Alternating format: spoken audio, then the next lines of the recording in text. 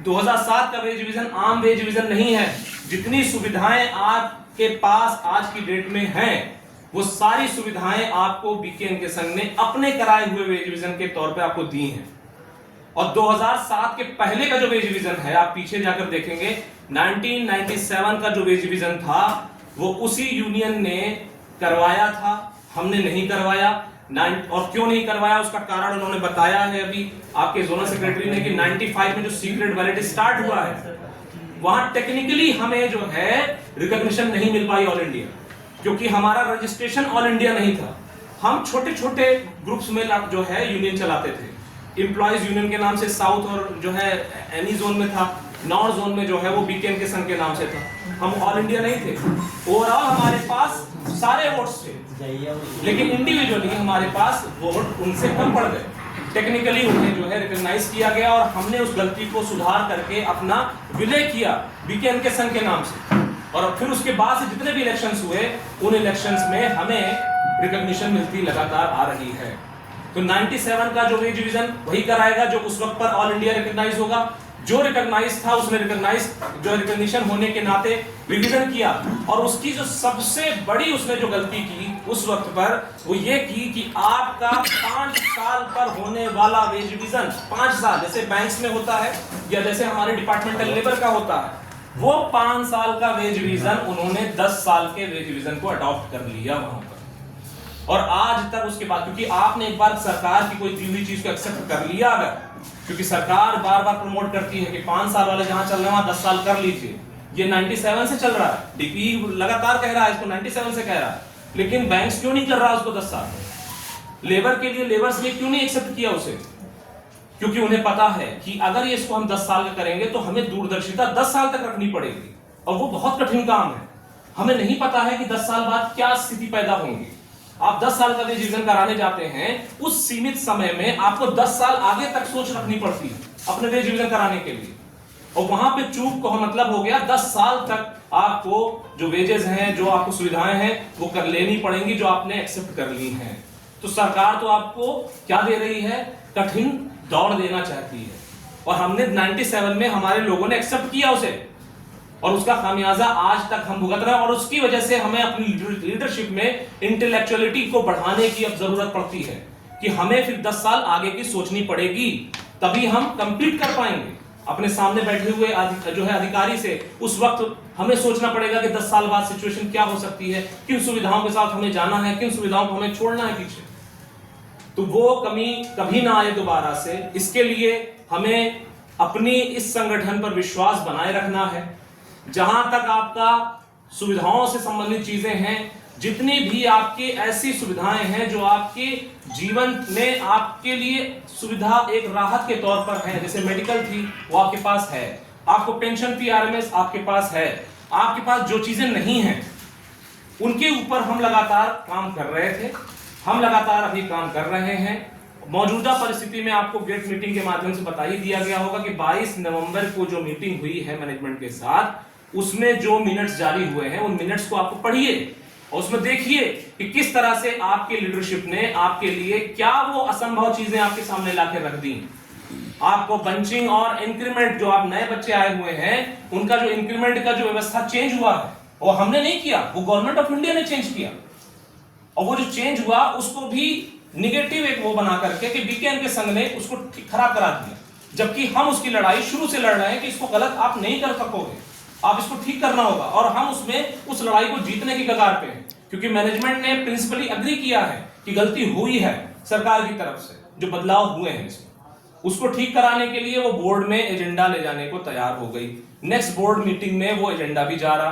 Bunching की जो लड़ाई हम लड़ रहे हैं 19 के बाद से जितना भी हमारा 7 बैच है, 9 बैच है, 11 बैच है, 12 बैच है, वो जो लड़ रहा है 16 बैच के साथ 14 बैच लड़ रहा है कि हमारा बंचिंग हो गया, हमारा सीनियर जूनियर का तो फर्क ही खत्म हो गया।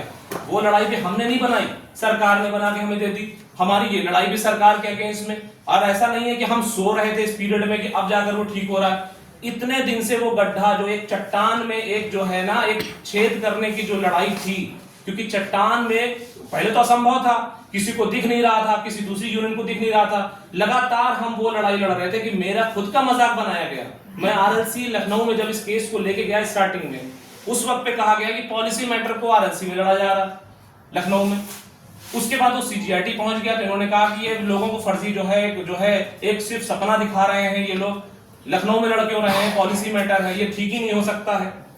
उसके बाद मैनेजमेंट ने उस बात को समझा कि ये बंचिंग की जो हमारी डिमांड है वो कितनी जेन्युइन है और जो हमारा जो तथ्य है वो कितना ठीक है। तो उसने खुद कहा अपने मिनट्स में, 8 अप्रैल की जो मीटिंग हुई पीछे, उसमें आप देखेंगे उसके मिनट्स में उसने जारी किया था कि अगर यूनियन अपना सीजीआईटी लखनऊ का केस वापस लेने को तैयार होती है तो हम इसके ऊपर डेडिकेटेड मीटिंग करते हुए इसको मिनिस्ट्री को दोबारा लेकर के जाएंगे। तो जो लड़ाई का मेरा मजाक बनाया गया वही लड़ाई तो आज मेरे काम आ रही है कि उसी सीजीआईटी लखनऊ का जो केस है उसको हमने आधार बनाने पे मजबूर किया है मैनेजमेंट के सामने। और इस मीटिंग में जो 22 नवंबर को मीटिंग हुई उसमें मैनेजमेंट ने एग्री किया कि इसका भी एजेंडा हम बोर्ड में ले जा रहे हैं। तो जो आपकी लीज है, जो आपका होटल फैसिलिटी है, जो आपका बंचिंग है, जो आपका जो इंक्रीमेंट का मैटर है, ये सारा बोर्ड में जा रहा है। ट्रांसफर पॉलिसी में बदलाव की जो हमारी लड़ाई है वो ऑलरेडी चल रही है, उसमें भी हमने ये बात लिखवा ली है मिनट्स में, क्योंकि ये भ्रम भी फैलाया जा रहा था कि रातों रात बदलाव जो होंगे वो कर दिए जाएंगे और एम्प्लॉय से पूछा भी नहीं जाएगा, जबकि हमने मिनट्स में लिखवा दिया बगैर स्टेक होल्डर के साथ मीटिंग किए इसे फाइनलाइज नहीं किया जाएगा। तो ये भी आपकी एक बड़ी जीत है। उसके अलावा जो आपके एसएल से रिलेटेड मैटर है, जो उसके अलावा क्यूसी की जो समस्याएं हैं उनके ऊपर भी उसमें आपको मिनट्स में जो है बाकी चीजें देखने को मिलेंगी। तो मेरा जो अपना उद्देश्य यहाँ आने का था, मैं जब भी आता हूँ वेस्ट जोन में मुझे ऊर्जा मिलती है, आपके बीच में आकर के मुझे वही ऊर्जा मिली है।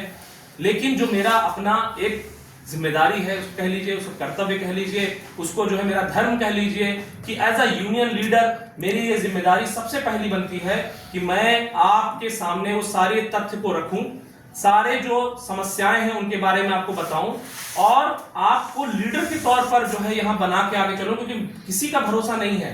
मेरा क्या भरोसा है कि मैं आज यहाँ पे आपके सामने खड़ा दिखाई दे रहा हूँ, कल मैं इस दुनिया में रहूं कि ना रहूं। तो ये गैप नहीं बनना चाहिए कभी भी कि मेरे जाते ही यहाँ पता चला लीडर ही नहीं है कि वो यूनियन चला सके। क्योंकि ये जो मैं जगह देख रहा हूँ, ये मैं इंडिविजुअल अपने घर के लिए नहीं देख रहा, मैं अपने लिए नहीं देख रहा, ये हजारों कर्मचारियों के लिए जिम्मेदारी है। तो हमेशा लीडर को तैयार रहना चाहिए कि एक हटेगा तो दूसरा आएगा, और वो तभी कर पाएगा जब उसको यूनियन का महत्व पता होगा। आप भविष्य हैं, आप लोग जो आपके पीछे के लोगों ने आपको जो चीजें दी हैं विरासत के तौर पर, जो आपको आज आप आसानी से अवेल कर रहे हैं, ये बहुत संघर्षों के बाद आपको मिला।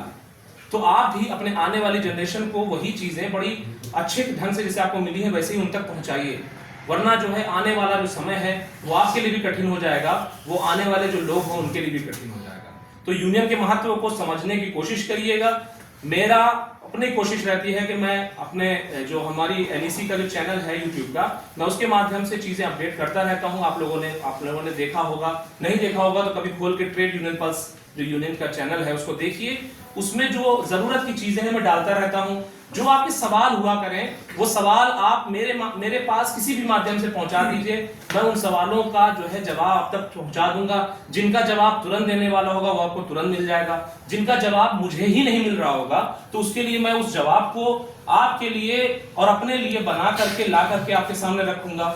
तो इसलिए जो है जब ये परिवार एक दूसरे के साथ संगठित होकर के चल पाएगा तभी हम भविष्य में सफल हो पाएंगे। तो आप सबका बहुत धन्यवाद, ये पूरी टीम का बहुत धन्यवाद, रीजनल कमेटी गुजरात का धन्यवाद, डिस्ट्रिक्ट आपके जो है बड़ौदा के जो हमारे जो लोग हैं उनका धन्यवाद, हमारे सीनियर लीडर्स का धन्यवाद जिन्होंने मुझे यहाँ आकर के इतना अच्छा मेरा जो है आदर सत्कार किया। ये मैं इस लायक इंडिविजुअली, मेरे कोई एक ऐसी वो नहीं है मेरे अंदर कि मैं इसका जो है इसके लिए मैं अपने आप को अधिकार मैं रखता हूँ कि मुझे ये चीज दी जाए।